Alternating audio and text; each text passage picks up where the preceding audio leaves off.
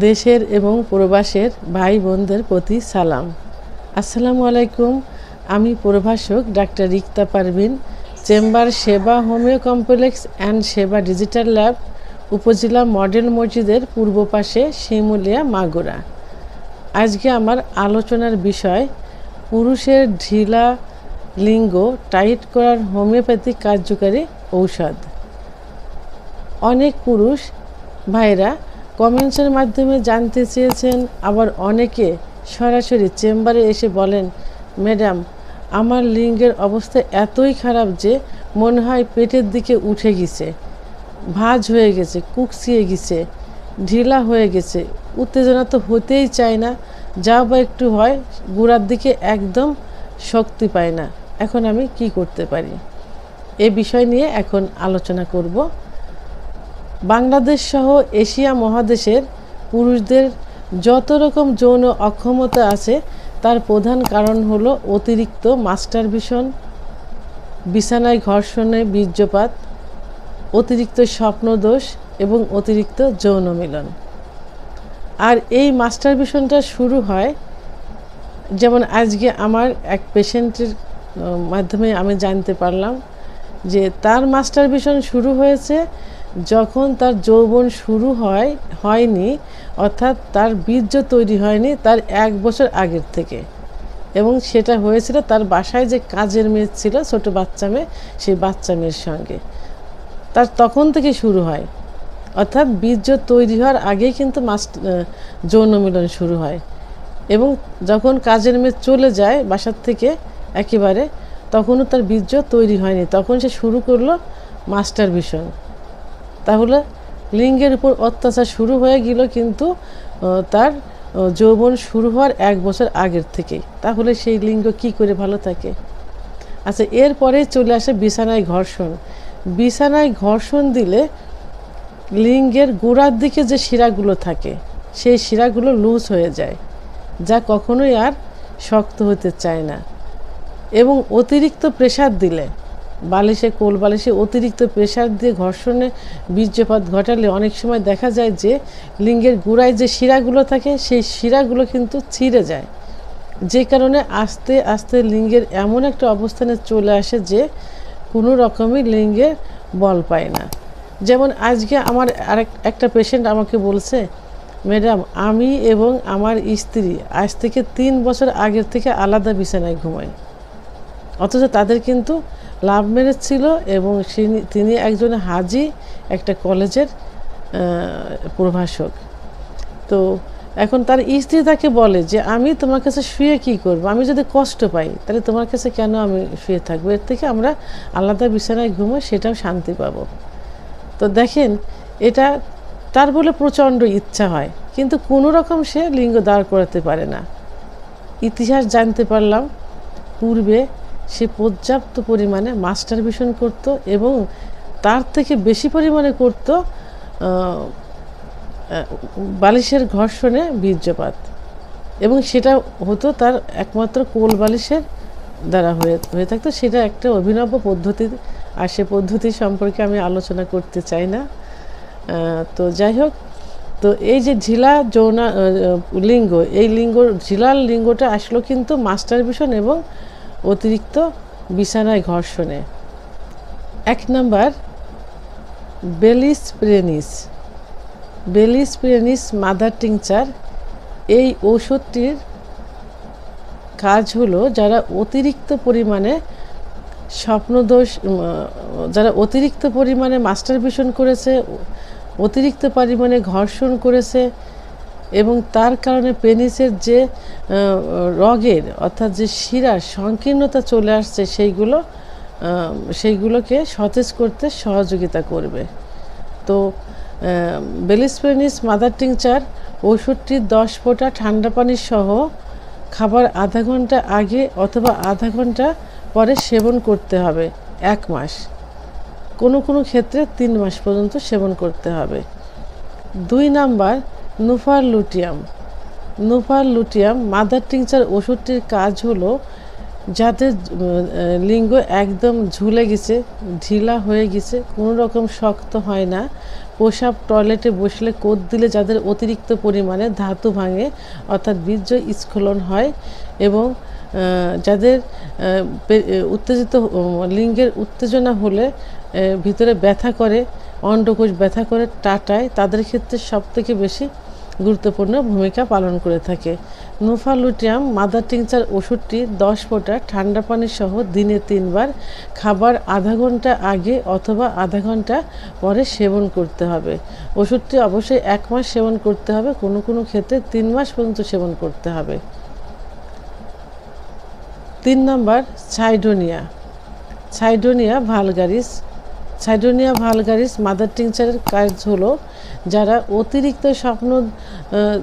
অতিরিক্ত স্বপ্নদোষ হয়েছে এবং অতিরিক্ত মাস্টারবেশন করেছে, অতিরিক্ত ঘর্ষণ করে মাধ্যমে বীর্যপাত ঘটিয়েছে, তাদের ক্ষেত্রে সাইডোনিয়া মাদার টিংচার গুরুত্বপূর্ণ ভূমিকা পালন করে থাকে। সাইডোনিয়া ভালগারিস মাদার টিংচার 10 ফোঁটা ঠান্ডা পানি সহ খাবার আধা ঘন্টা আগে অথবা আধা ঘন্টা পরে দিনে 3 বার সেবন করতে হবে। ওষুধটি 1 মাস সেবন করতে হবে, প্রয়োজনে 3 মাস পর্যন্ত সেবন করা যেতে পারে।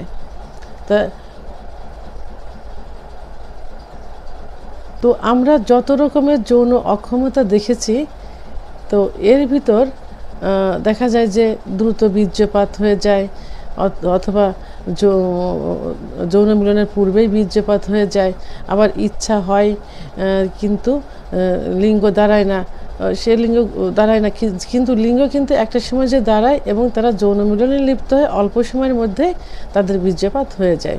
কিন্তু কষ্টের বিষয় হলো যাদের লিঙ্গ একদমই দাঁড়ায় না, অর্থাৎ মনের দিক থেকে ইচ্ছা, সুন্দরী স্ত্রীকে দেখলে, পার্টনারকে দেখলে, ভালো একটা মেয়েকে দেখলে তার প্রচণ্ড ইচ্ছা হচ্ছে, আবেগ হচ্ছে, মনে হচ্ছে যে হয়তো ভালো একটা কিছু হয়ে যাবে, কিন্তু কোনো রকম ক্ষমতা তাদের নেই, কারণ তাদের আসল যে জিনিস লিঙ্গ সেটা কিন্তু একদমই দাঁড়ায় না, একদম নিশ্চিত অবস্থায় থাকে। যা বা একটু দাঁড়ায়, গুড়ায় একদম বল পায় না, গোড়ার থেকে ভেঙে পড়ে যায়। তো এর থেকে কষ্টের আর কিছু হতে পারে না।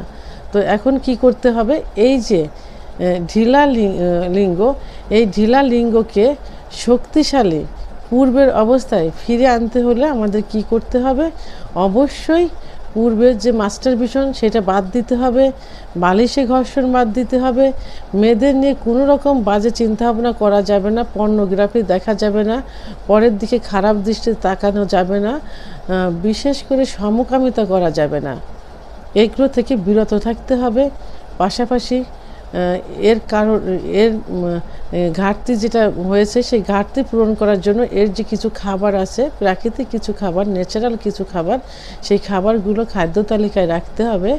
এর ভিতরে চলে আসে ডিম, কলা, খেজুর, কাজু বাদাম এবং মধু। এগুলো পর্যাপ্ত পরিমাণে অর্থাৎ পরিমিত পরিমাণে খাবারের তালিকায় রাখতে হবে। পাশাপাশি অবশ্যই এইগুলো বাদ দিতে হবে, যারা ধূমপান করে, নেশা করে, সেগুলো থেকে দূরে থাকতে হবে, অতিরিক্ত যৌন মিলন থেকে দূরে থাকতে হবে। অর্থাৎ যাদের লিঙ্গ ঢিলা হয়ে যায়, অবশ্যই তারা যৌন মিলন করতে পারে না, তো তারপরেও যতটুকু তারা চেষ্টা করে, উত্থান করার চেষ্টা করে, সেইটা থেকে দূরে থাকতে হবে। তাদেরকে খাবারগুলো খেতে হবে এবং অবশ্যই পার্শ্ব প্রতিক্রিয়ামুক্ত কিছু হোমিওপ্যাথি ওষুধ আছে, যে ওষুধগুলো এই ঢিলা লিঙ্গকে সতেজ করতে, শক্ত করতে সক্রিয় ভূমিকা পালন করে থাকে, এবং এই ওষুধ যদি নিয়মিত সেবন করা যায় 1 থেকে 3 মাস কি 6 মাস মতো, তাহলে অবশ্যই পূর্বের অবস্থায় ফিরে আসতে সক্ষম হবে। একমাত্র হোমিওপ্যাথি ওষুধই পারবে সার্জারি ছাড়া এই লিঙ্গকে পূর্বের অবস্থায় ফিরিয়ে আনতে। তো আজকে আমি সেই হোমিওপ্যাথি ওষুধগুলো নিয়ে আলোচনা করব।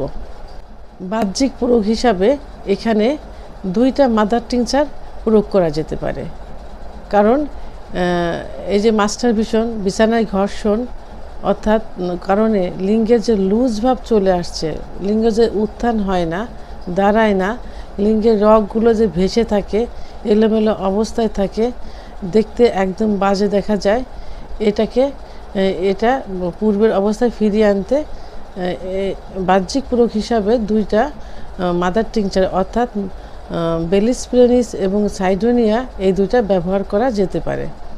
বেলিস স্প্রেনিস মাদার টিংচার সাধারণত সমপরিমাণ পানির ভিতরে 30 থেকে 40 ফোঁটা ওষুধ মিশিয়ে পাতলা একটা ন্যাকড়া ভিজিয়ে লিঙ্কের উপরে 10 থেকে 15 মিনিট প্রলেপ দিয়ে রাখতে হবে সকালে এবং দুপুরে। কিভাবে? অবশ্যই পরিমাণ মতো পানির ভিতরে 30 থেকে 40 ফোঁটা বেলিস স্প্রেনিস মাদার টিংচার ওষুধ মিক্সড করে পাতলা একটা ন্যাকড়া ভিজিয়ে সকালে 10 থেকে 15 মিনিট প্রলেপ দিতে হবে, চারিপাশে একদম পেঁচিয়ে রাখতে হবে 10 থেকে 15 মিনিট, এবং একইভাবে দুপুরে করতে হবে 10 থেকে 15 মিনিট। এবং সাইডোনিয়া ভালগারিস মাদার টিংচার এটা 20 ফোঁটা হাতের তালুতে নিয়ে 5 মিনিট সময় ধরে ম্যাসেজ করতে হবে বিকালে এবং রাত্রে। যদি আগা মোটা গোড়া চিকন হয়ে থাকে তাহলে অগ্রভাগ থেকে পিছনের দিকে এটা ম্যাসেজ করতে হবে। অর্থাৎ সাইডোনিয়া ভালগারিস মাদার টিংচার 20 ফোঁটা হাতের তালুতে নিয়ে সামনের থেকে মানে অগ্রভাগ থেকে পিছনের দিকে আলতে হবে, নামাতে হবে যেন বীর্যপাত না হয়। এটা বিকালে এবং রাত্রে একইভাবে ব্যবহার করতে হবে। তাহলে আমাদের বাহ্যিক পূরক হিসাবে বেলিস স্প্রেনিস মাদার টিংচারের প্রলেপ দিতে হবে সকালে এবং দুপুরে, এবং সাইডোনিয়া ভালগারিস মাদার টিংচার ম্যাসেজ করতে হবে বিকালে এবং রাত্রে। ওষুধ দুটি 1 থেকে 3 মাস বাহ্যিক প্রয়োগ করতে হবে। প্রয়োজন হলে অতিরিক্ত ফল পাওয়ার জন্য অবশ্যই 6 মাস পর্যন্ত বাহ্যিক প্রয়োগ করা যেতে পারে। এবং এই মাদার টিংচার 3টি অবশ্যই 1 থেকে 3 মাস সেবন করতে হবে, এবং অতিরিক্ত ফল পাওয়ার জন্য 6 মাস পর্যন্ত সেবন করা যেতে পারে। তা বন্ধুরা, আমার ভিডিওটি সম্পর্কে যদি কোনো মতামত থেকে থাকে তাহলে অবশ্যই কমেন্টসের মাধ্যমে জানাতে হবে। আর ভিডিওটি ভালো লাগলে লাইক, কমেন্ট, সাবস্ক্রাইব করে আমার সঙ্গে থাকুন। আল্লাহ হাফেজ।